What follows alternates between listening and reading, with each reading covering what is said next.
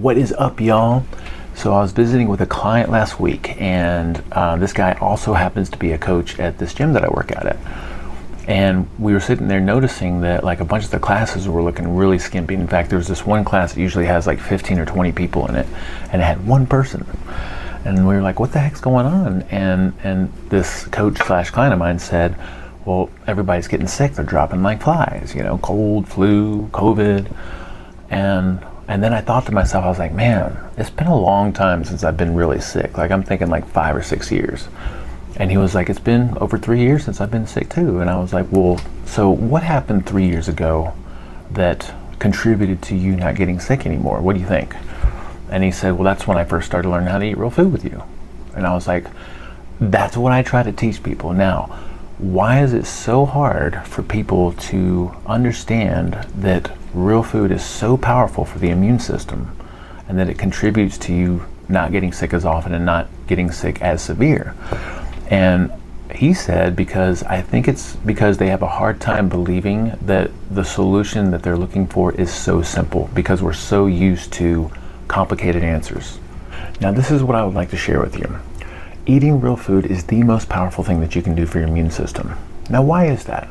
Well, because when we look at what the immune system is made of, things such as white blood cells, lymph, organs like the spleen and the thymus, and bone marrow, when we break those things down to see what they're made of, they are made of the exact same components of real food, which are things like amino acids, fatty acids, vitamins, and minerals. So then the question is, what are the best real foods to consume?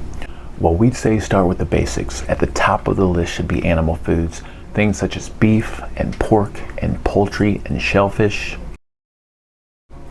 And then nutrient-dense plants such as vegetables and greens.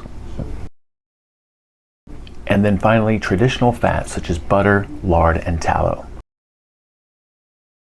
Now, as a bonus, we could throw in things such as supplements that contain thymus and spleen. And we could also consume bone marrow by itself or the bone marrow that you find in bone stock. Now, another important point that I want to make here is that we need to avoid ultra-processed foods, because ultra-processed foods, when you break those down, they do not contain the nutrients necessary to build a strong immune system. And in fact, they do contain a lot of toxins. And toxins, by definition, damage cells, tissues, organs, and organ systems. Now, if you found this information useful, which I'm sure you did, and you would like to take your health to the next level, but you're not sure where to begin, shoot me a text. This is my personal number. I will reply to you, and we'll figure it out together. And if you take nothing else away from this video, it's this. The answer to your immune system health doesn't have to be complicated. In fact, it is right under your nose in the food that you're eating, and hopefully the processed food that you're avoiding.